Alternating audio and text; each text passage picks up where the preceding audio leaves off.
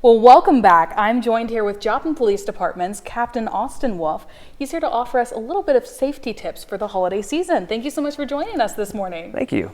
So, safety during a holiday season, what are some things people maybe should keep in mind? So when we talk about tips for safety over the holiday season, we look at a lot of different areas. We look at, home safety, traveling safety, but the biggest number one thing that we're telling folks always is have a plan.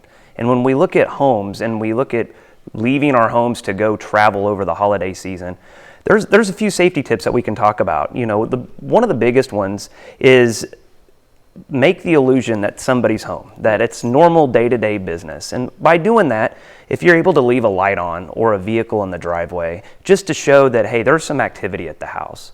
One of the other things is if you have a trusted neighbor or friend that is in the neighborhood, ask them to pick up your mail and your packages while you're gone, because a buildup of packages can indicate that there's not a lot of activity at the residence, and it could be a potential theft situation.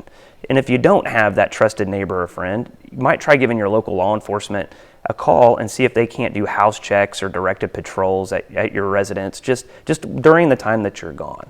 Yeah. And so one of the other things is what we're really stressing in the world of the internet these days is whenever you're gone on vacation, try to hold that social media post for just a little bit until you arrive back home. Everybody wants to share great experiences, but whenever you're away from the residence and you're posting that you're at the beach or you're at grandma's house states away, that goes on the internet and gives somebody the idea that somebody may not be home. Mm-hmm.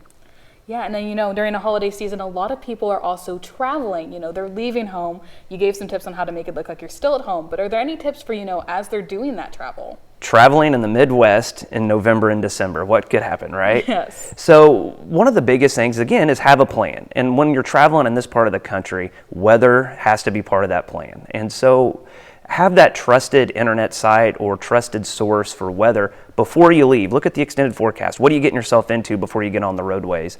And continue to look at it, and then have something like, I know the Department of Motor Vehicles in Missouri has an excellent website to show road conditions.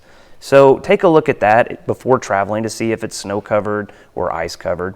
The other thing about having a plan while traveling is make sure you've got an emergency kit in the car. Have that cell phone charged up, have blankets, and have extra emergency supplies in case you find yourself on the side of the road for any amount of time whatsoever.